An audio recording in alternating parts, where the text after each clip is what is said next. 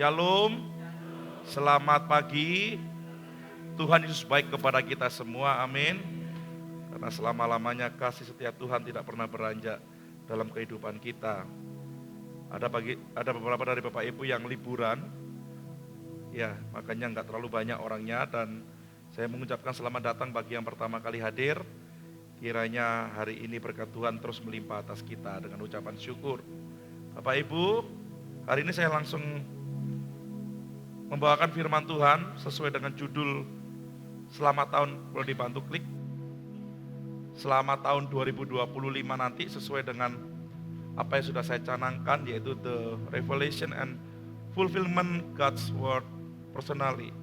Jadi pewahyuan dan penggenapan firman Tuhan atas pribadi kita masing-masing, Bapak Ibu.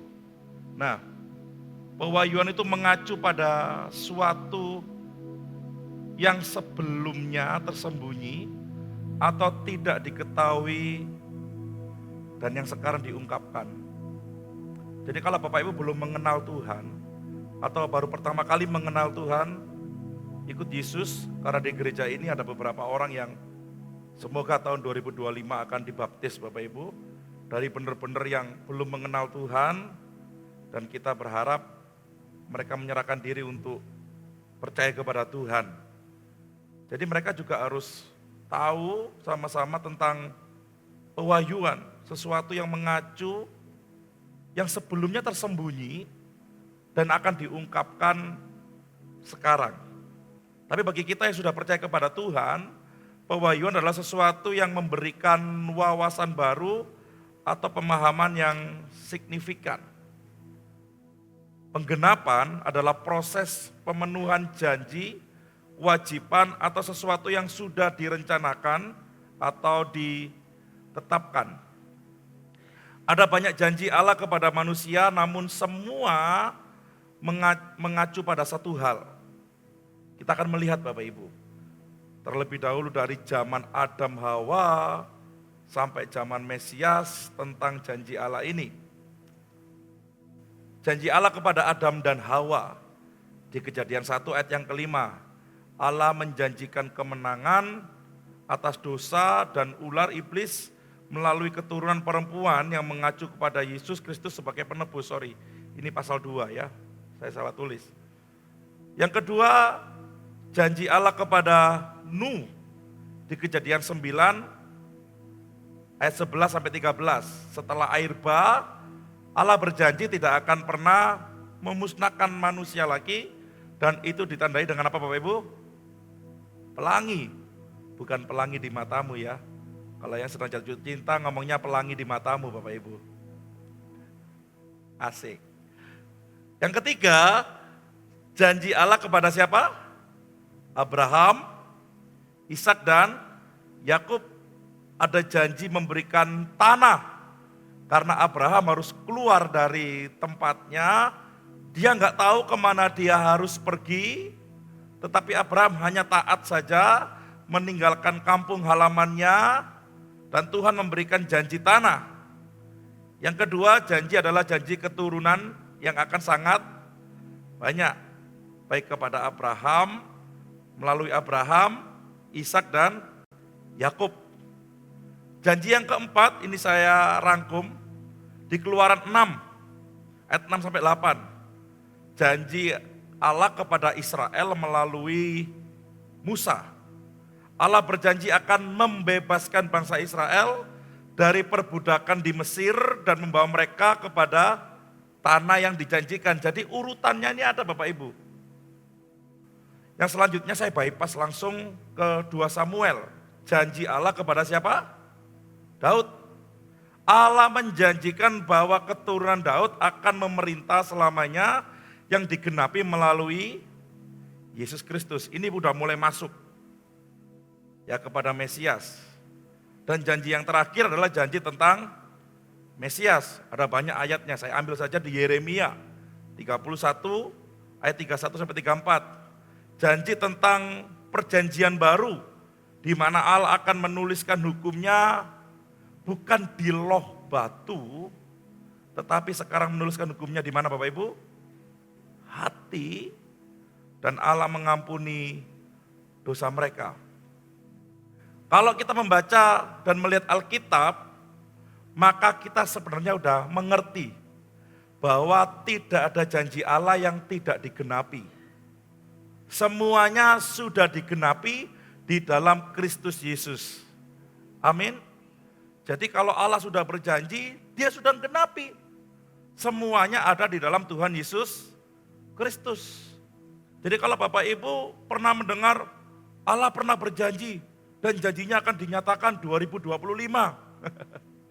Sebenarnya itu saya tidak tahu apa yang terjadi. Tapi yang saya yakini semua janji Allah kepada manusia sudah digenapi melewati Yesus Kristus. Seperti yang ada di kitab Yeremia tadi Bapak Ibu. Sesungguhnya akan datang waktunya, demikianlah firman Tuhan. Aku akan mengadakan apa Bapak Ibu? Perjanjian baru dengan kaum Israel dan kaum Yehuda. Bukan seperti perjanjian yang telah kuadakan dengan nenek moyang mereka pada waktu aku memegang tangan mereka untuk membawa mereka keluar dari tanah Mesir.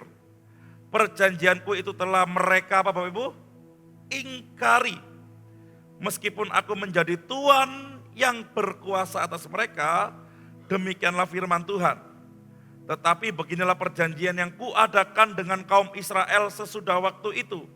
Demikianlah firman Tuhan, aku akan menaruh Tauratku dalam batin mereka dan menuliskannya dalam hati mereka. Maka aku akan menjadi Allah mereka dan mereka akan menjadi umatku. Yang namanya perjanjian selalu melibatkan dua pihak. Seperti bulan ini terjadi, ada janji nikah. Tidak mungkin Viko sendirian kan Bapak Ibu. Viko sama Asa. Ada dua pihak. Janji kerjasama, perjanjian kerjasama antar dua lembaga. Pasti melibatkan dua pihak. Antar dua negara. Begitu pula janji Allah kepada manusia itu melibatkan dua pihak. Allah mengadakan perjanjiannya dengan manusia. Lihat dulu, Allah dulu mengadakan perjanjian melibatkan manusia. Bukan manusia mengadakan perjanjian melibatkan Allah. Jadi manusia ini pasif, tapi Allah yang aktif. Saat manusia jatuh dalam dosa, Allah langsung mengadakan perjanjian dengan manusia. Di situ dia ungkapkan bahwa keturunanmu akan bla bla bla bla bla. Jadi Allah tahu bahwa manusia ini sebenarnya adalah manusia yang pasif. Saat mereka berbuat dosa, mereka mulai sembunyi. Mereka tidak bisa berbuat apa-apa lagi. Dan manusia ini adalah manusia yang sampai sekarang Bapak Ibu, kalau berjanji tidak semua bisa ditepati. Kalau Bapak Ibu bertanya, mulai kapan manusia janji gak bisa ditepati? Dari dulu. Kalau ada bahan di media sosial berkata, cowok itu sama saja. Kalau janji gak bisa menepati. Ya memang dari dulu Bapak Ibu. Sejak jatuh dalam dosa. Karena Allah tahu manusia gak bisa menepati janji yang sudah diadakan oleh Allah, maka Allah sendiri yang melakukan kewajiban dari perjanjian itu. Nah pertanyaannya, manusia kemana Pak? Manusianya selalu gagal dalam ikatan perjanjian ini. Seharusnya kalau salah satu prestasi, salah satu gagal dalam melakukan perjanjian itu apa Bapak Ibu? Batal. Tak boleh. Namanya perjanjian, dua-duanya harus melakukan kewajiban.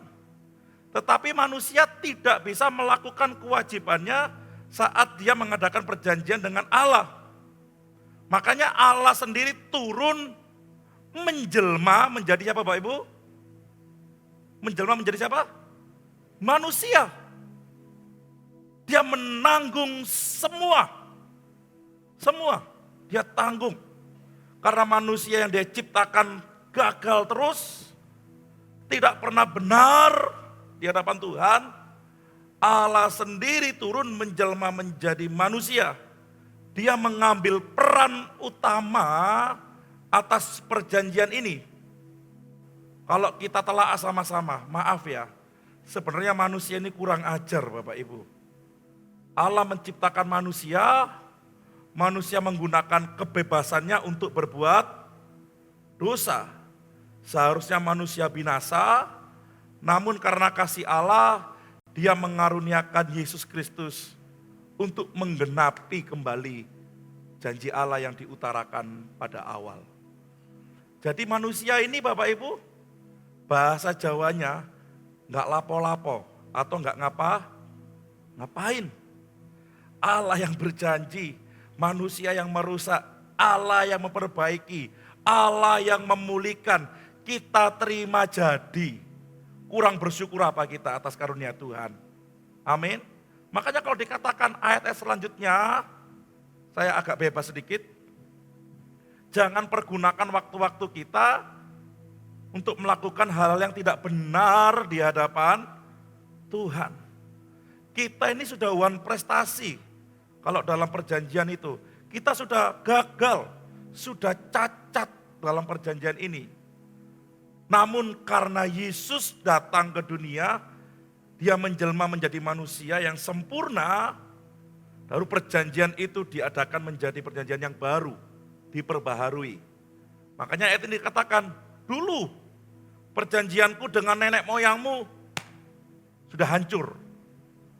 Bukan karena Allah yang menghancurkan, tetapi karena perbuatan manusia. Makanya Bapak Ibu Saudara kasih Tuhan, tema besar yang saya canangkan tahun ini adalah pewahyuan. Bagi yang belum pernah mendengar tentang wahyu dari Allah. Bagi yang sudah mendengar, ini adalah sebuah peneguhan tentang janji Allah kepada manusia. Ada penggenapan dari janji tersebut. Karena janji Allah bukan sekedar janji, namun janji Allah sudah terrealisasi dalam kehidupan kita. Masalahnya, sadar enggak kita akan janji Allah tersebut? Orang berkata, Pak saya dijanjiin Tuhan 1 miliar Pak tahun depan. Pikirannya selalu yang just money. Dia lupa bahwa Allah sudah berjanji dan Allah sudah mendapati di dalam Kristus Yesus.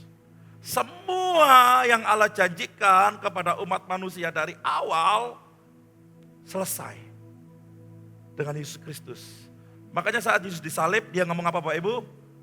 It's finished. Sudah selesai. Kalau Bapak Ibu berkata, Tuhan belum menggenapi janjinya kepada saya. Hei, saya kembali ingatkan imannya di mana? Bukan janji secara personal, jasmani yang kita tuntut, tetapi janji secara rohani yang Tuhan sudah genapkan di dalam Kristus Yesus. Jadi iman Kristen bukanlah iman yang terus menagih janji Allah supaya digenapi. Aku pernah mimpi, aku pernah dinubuatin, aku pernah didoakan, akan jadi orang kaya, akan jadi orang sukses, akan jadi orang berhasil. Tuhan, nyatakan janjimu kepadaku.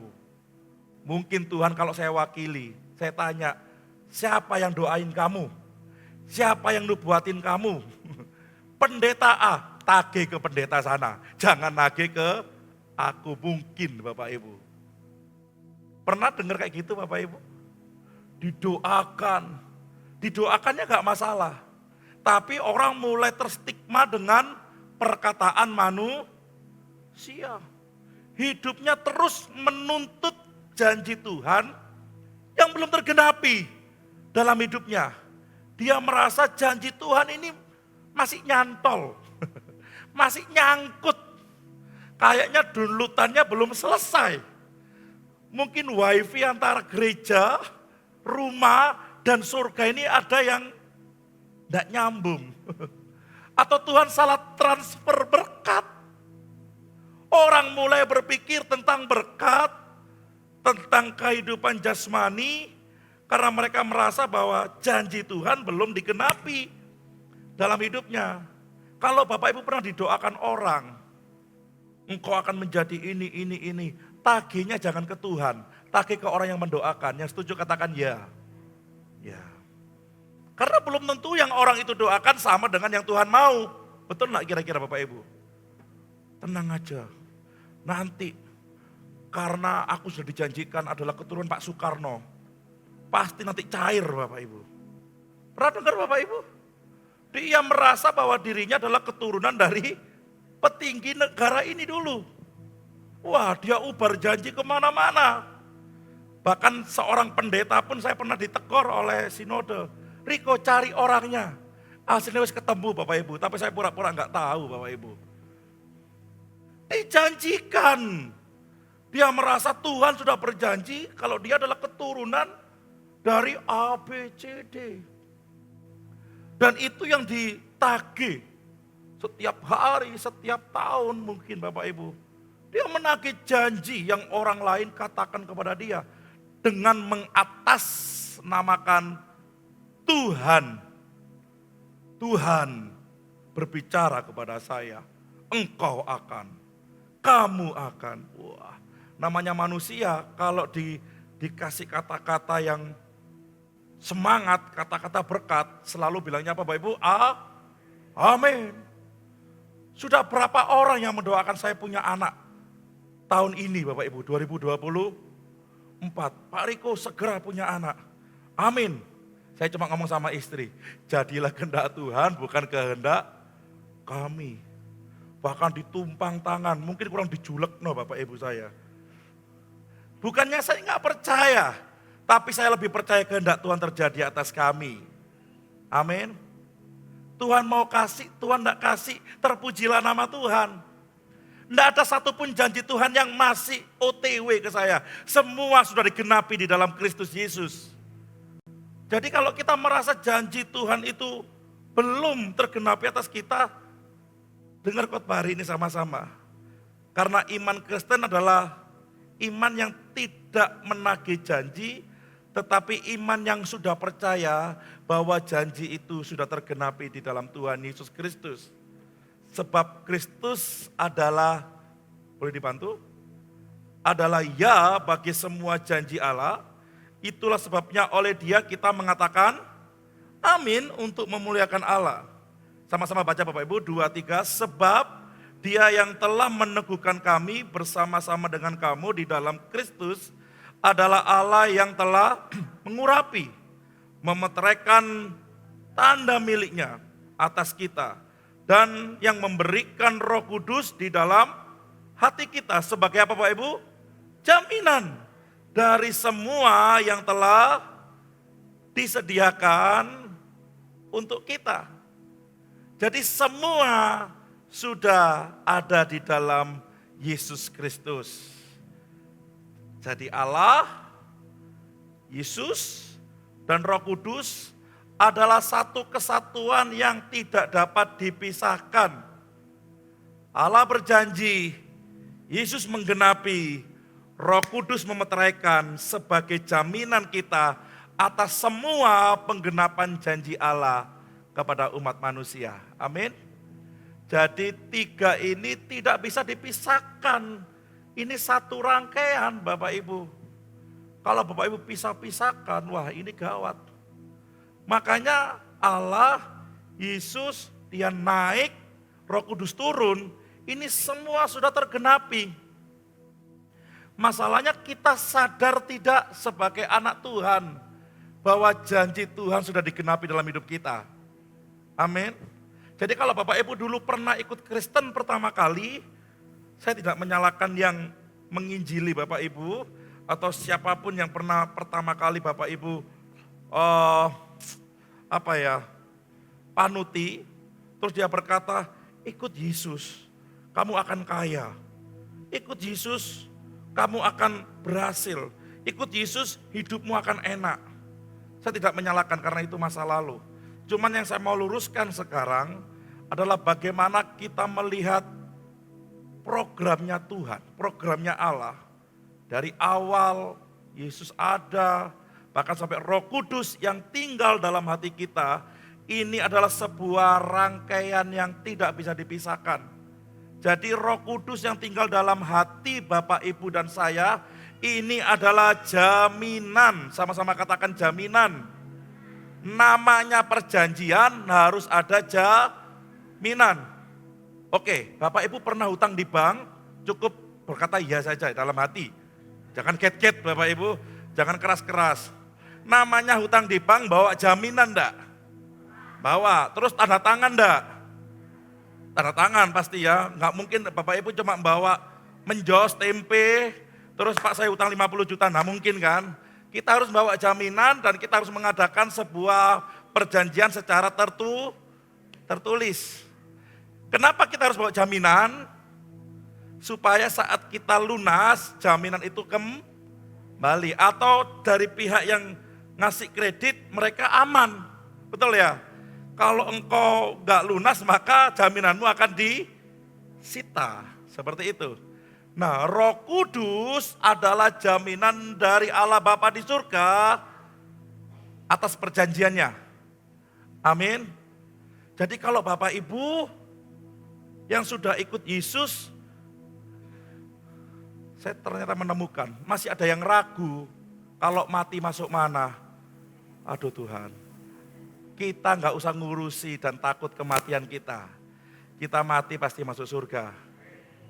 Jaminannya Roh Kudus. Roh Kudus tinggal dalam hati kita. Bukan gini Bapak Ibu, aku tak ke gereja karena di gereja ada Roh Kudus. Loh apa di rumah ada roh kuda, bertengkar terus. No. Roh Kudus ada dalam hati kita dan itu tinggal bersama dengan kita kemanapun kita pergi. Karena roh yang ada di dalamku lebih besar daripada roh yang ada dalam dunia ini. Amin Bapak Ibu. Jadi selain kita melihat bahwa roh ini berpengaruh besar untuk kehidupan kita secara jasmani, Roh Kudus yang sama memberikan jaminan dan kepastian kepada kita bahwa kita adalah milik Allah. Luar biasa ya. Dia berjanji, ini satu sisi saja Bapak Ibu. Sisi manusia sudah fatal, sudah selesai, gak benar. Dari satu sisi saja, dia berjanji, dia yang menggenapi, dia yang memberikan jaminan, dan dia yang bertanggung jawab atas kehidupan kita. Jadi secara sederhana urutannya Allah itu penting, Yesus itu penting, Roh Kudus itu penting. Ketiganya satu dan ini adalah hal yang paling penting dalam kehidupan kita. Allah, Yesus Kristus, Roh Kudus, ketiganya adalah satu dan ini adalah hal paling penting dalam kehidupan kita. Jangan digeser dengan standar dunia. Jangan digeser lagi dengan janji-janji palsu yang lain. Pak, saya pernah didoakan pendeta terkenal. Biasanya pendeta terkenal ini kalau mendoakan manjur, Pak. Yang lumpuh melihat, yang tuli berbicara. Podo ngantuk kayak Bapak Ibu. Ini karena hujan di luar sedikit-sedikit ya, hawanya ngantuk. Percaya kepada janji pendeta, tapi gak percaya sama janji Allah. Bapak Ibu enggak usah khawatir akan hidup ini. Karena dia sudah menjamin kehidupan kita. Loh, kalau kita mati saja, sebelum mati saja dijamin, apalagi selama dalam dunia ini Bapak Ibu. Ada orang yang bisa menjamin mati masuk surga? Tidak ada. Ada orang yang bisa menjamin gini Bapak Ibu, Mas, pakai mobilku, ngebuto 160 dari Pandaan sampai Surabaya, jangan lewat tol, ngebut saja, nggak usah direm, nggak usah belok, Anda pasti selamat. Ada yang bisa berani jamin gitu Bapak Ibu? Nggak ada, itu mustahil bin mustahil. Tapi Yesus udah menjamin kita. Kamu mati, masuk surga. Tapi selama hidup, kita akan disertai oleh Dia. Amin. Ini kalau bukan super power yang mengatakan nggak mungkin bisa Bapak Ibu. Contoh, misalnya Pak Prabowo telepon saya, misal, Mas Riko, Pak, datang ke Istana Negara. Karena beliau yang telepon, Saya dengan PD masuk Istana Negara. Tiba-tiba saya dicegat oleh pas Pampers. Saya dicegat. Namanya siapa? Riko. Nggak ada di list, Anda bukan tamu. Iki loh, saya mari ditelepon Pak Prabowo. Yang telepon langsung orang nomor 1. Berani enggak orang akhirnya nyegat dan melarang saya untuk enggak masuk? Enggak berani. Jaminan saya orang nomor 1 di Indonesia. Sama dengan kita. Jaminan kita adalah raja segala raja yang empunya semuanya. Jadi otomatis hidup kita pasti dipelihara oleh Tuhan. Jangan ngambil janji-janji yang lain, janji palsu-palsu yang lain. Sudah, di dalam Yesus semua sudah digenapi. Amin Bapak Ibu. Dia berikan masa depan yang cerah, dia berikan rancangan yang terbaik. Jika di tengah-tengah ada misal sakit, ada kecelakaan, kegagalan, itu semua merujuk pada satu hal, yaitu kebaikan Tuhan kita. Kadang Bapak Ibu dikasih sakit itu supaya Bapak Ibu bersyukur bahwa lebih baik sehat daripada di rumah sakit. Makanya saya itu heran ya, kalau sehat enggak ke gereja, kalau sakit ingat gereja. Tuhan, jangan panggil aku Tuhan. Aku janji kalau sembuh ke gereja. Sembuh sehat ke gereja Bapak Ibu, bentar doang. Habis itu sakit lagi, janji lagi. Namanya juga manusia, janji tinggal janji. Kalau Yesus, Allah enggak, dia berjanji, dia tepati semuanya. Makanya iman Kristen adalah iman yang lengkap bagi kita semua. Enggak perlu ditambah-tambahkan lagi. Oh kudu, kalau orang meninggal 3 hari, berapa hari lagi? Bapak Ibu lebih pintar daripada saya. 40, 100.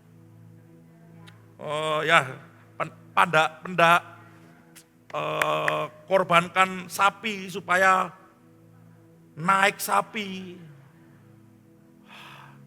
Enak kita yang di dalam Tuhan. Mati punya sayap Bapak Ibu. Amin. Langsung surga. Nggak usah cari jalan lagi.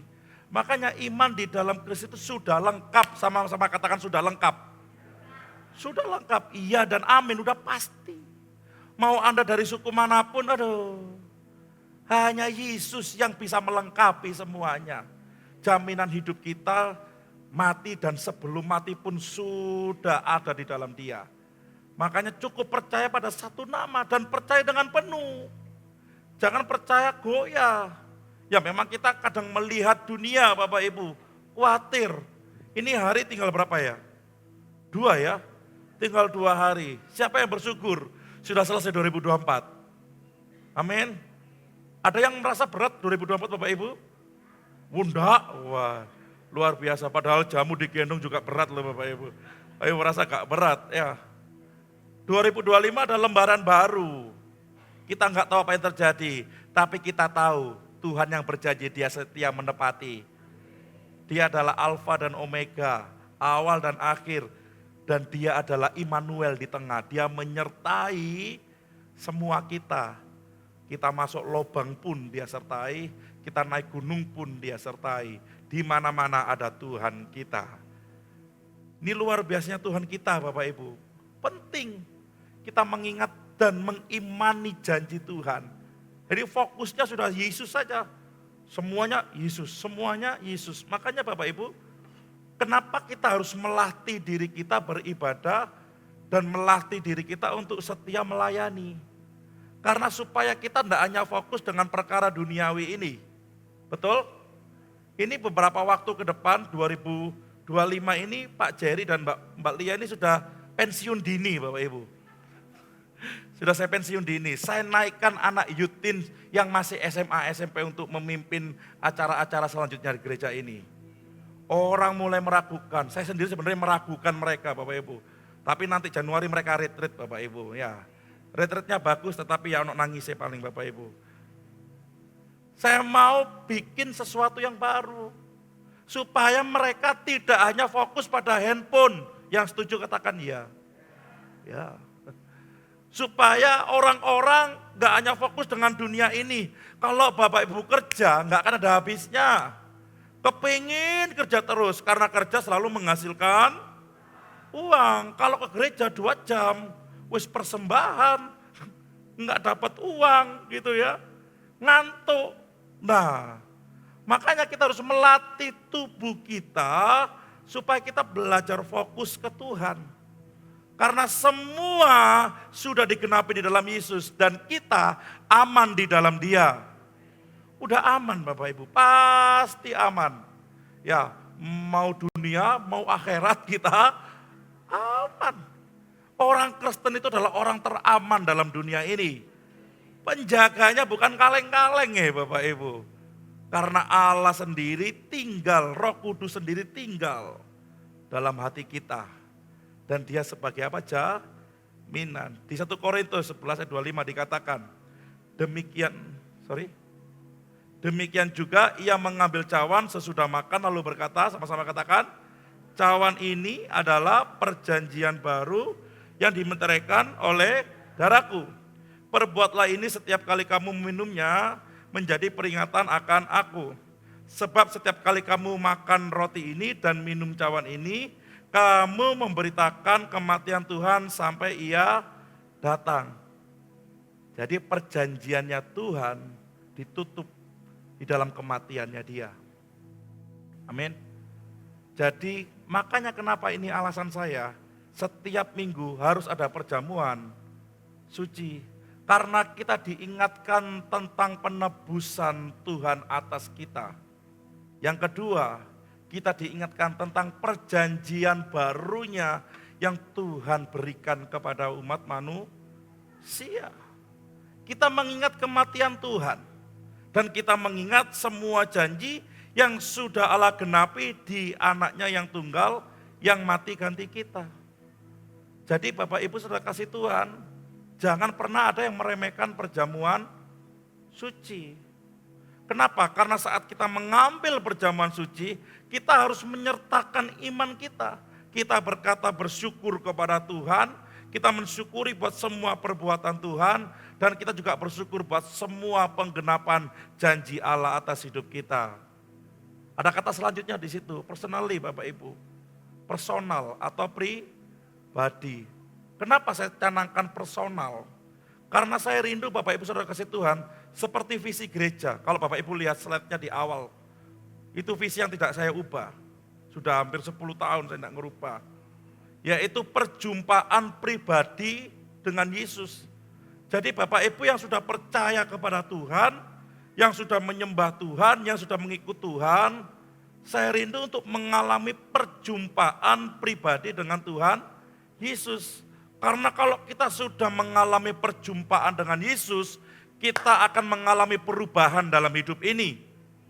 Makanya kenapa banyak orang Kristen gak bisa berubah, karena sebenarnya dia tidak pernah mengalami perjumpaan dengan Yesus.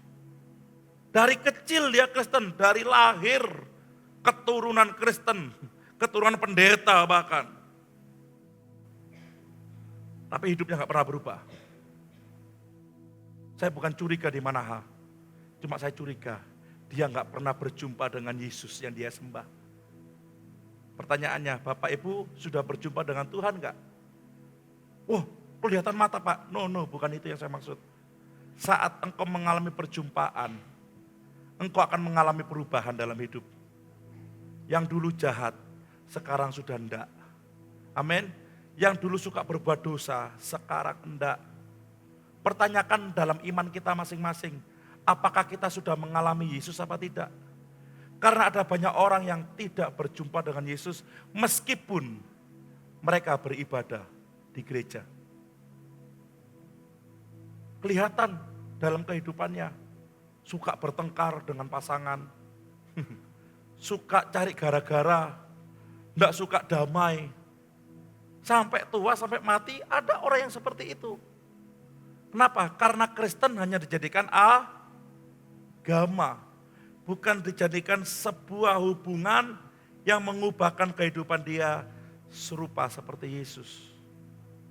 Jadi Bapak Ibu, saudara saya ini harus bekerja keras melawan pikiran kita yang salah. Yang mana Pak? Yang dimana kita hanya datang menagih janji ke Tuhan. Aku datang ke gereja menagih janji. Tuhan sudah berjanji lewat pendeta A, pendeta B, hamba A, hamba B, dan sebagainya. Kita lupa bahwa janji itu sudah digenapi dan sudah selesai. Fokus kita bukan pada berkatnya, tetapi kepada Tuhannya. Amin. Jadi jangan fokus kepada berkat. Saya ke gereja supaya diberkati. Saya ke gereja supaya usaha saya aman. Saya ke gereja supaya anak-anak saya aman. Apa beda dengan Ayub. Dia melakukan peribadatan dengan rutin. Pada saat diuji, ternyata bab atau pasal-pasal selanjutnya, Ayub ternyata salah di hadapan Tuhan. Ada banyak orang rajin beribadah supaya sehat. Kenapa beribadah? Supaya nggak sakit Pak. Kenapa beribadah? Supaya usaha saya aman Pak. Kenapa beribadah? Supaya keluarga saya damai sentosa Pak. Tapi dia tidak pernah mengalami perubahan dalam dirinya. Kristen kalau di gereja. Tapi di luar sana, menakutkan. Kalau di gereja, ada kesaksian di gereja besar. Bos saya Pak kalau di gereja, shalom Pak. Tapi kalau sudah di kantor Pak, kebun binatang semua keluar Pak. Saya heran, kenapa bos saya seperti itu. Kalau di gereja kudus, kalau di luar gereja, kudis. Kita harus tahu semua bahwa kematian Yesus mengubahkan hidup kita. Karena Kristen artinya pengikut Kristus, maka kita harus sama dengan idola kita. Ada orang yang mengidolakan musisi, contohnya kayak siapa ya? Ahmad Dhani contohnya. Dia akan pasti berpakaian mirip seperti Ahmad Dhani. Kalau ada yang mengidolakan artis-artis Korea, gaya-gayanya, make up-nya, bajunya pasti mirip seperti artis Korea. Ada yang kayak Yesus ya, gondrong. Viko katanya. Viko sama Jerry ini gabungan Tuhan Yesus ya. Satunya gondrong, satunya jenggot, brewok. Mengidolakan Yesus harus sama seperti Yesus. Amin. Kalau kita bisa mengidolakan orang dunia, kita berusaha untuk mirip dengan orang dunia itu. Bahkan nama anak kita pun disamakan Bapak Ibu. Bisa seperti itu, saking mengidolakannya. Pertanyaannya kalau kita mengidolakan Yesus, seharusnya kita sama seperti Yesus, amin. Itulah gunanya ibadah.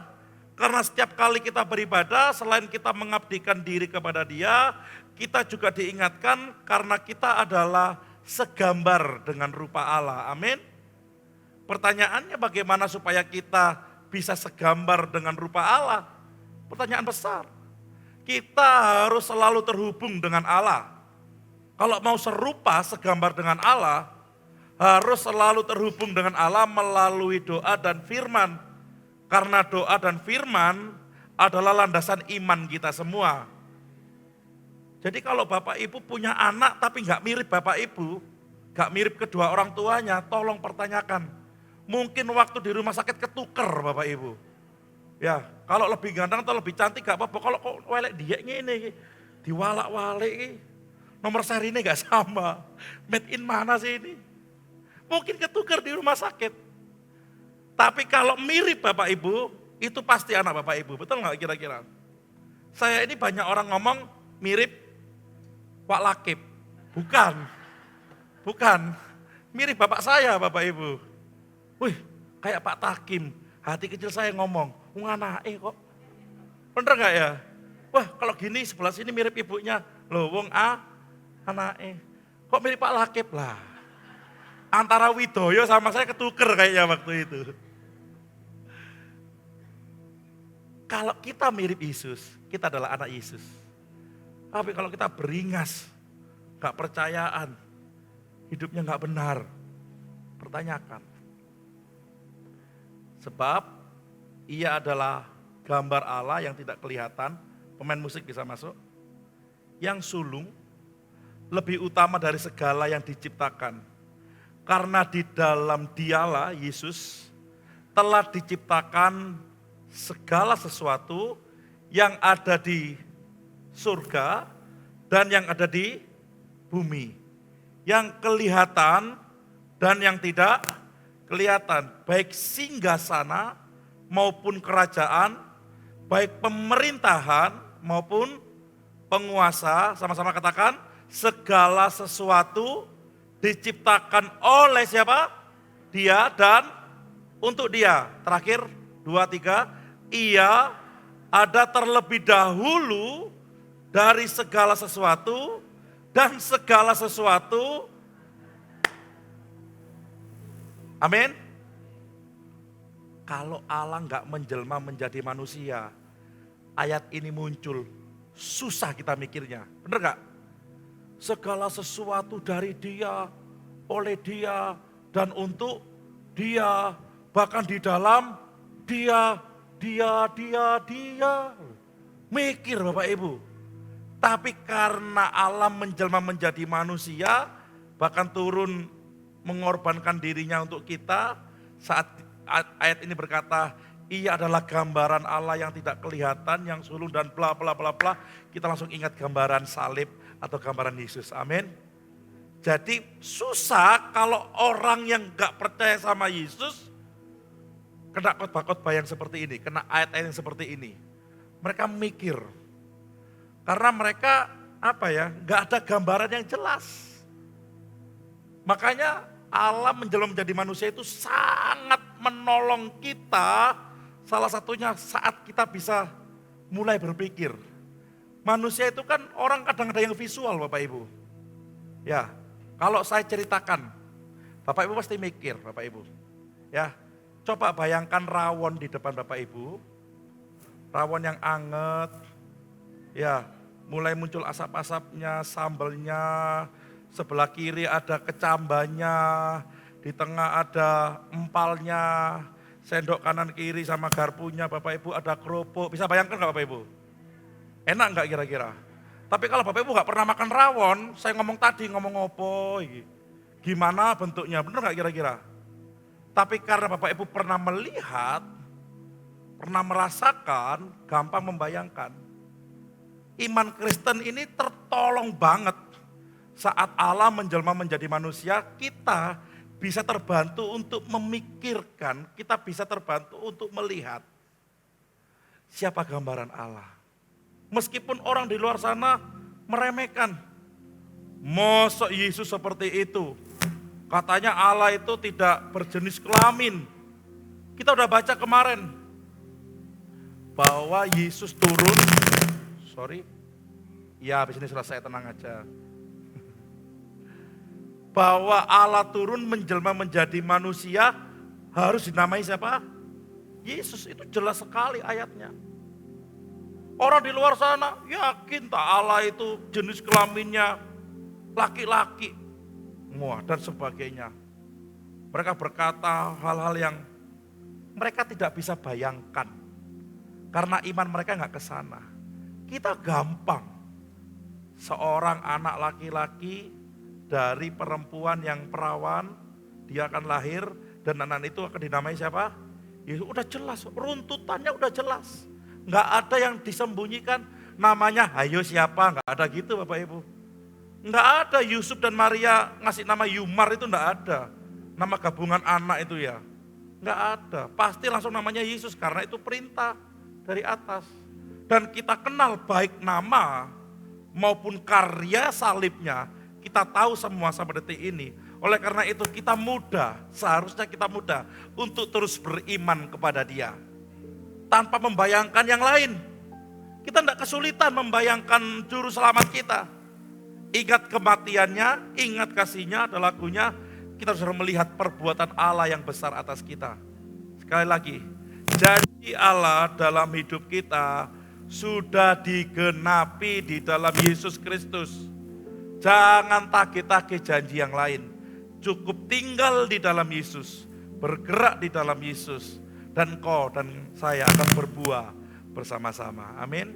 Saya rindu firman ini memberkati kita semua. Mari bangkit berdiri Bapak Ibu Saudara kasih Tuhan.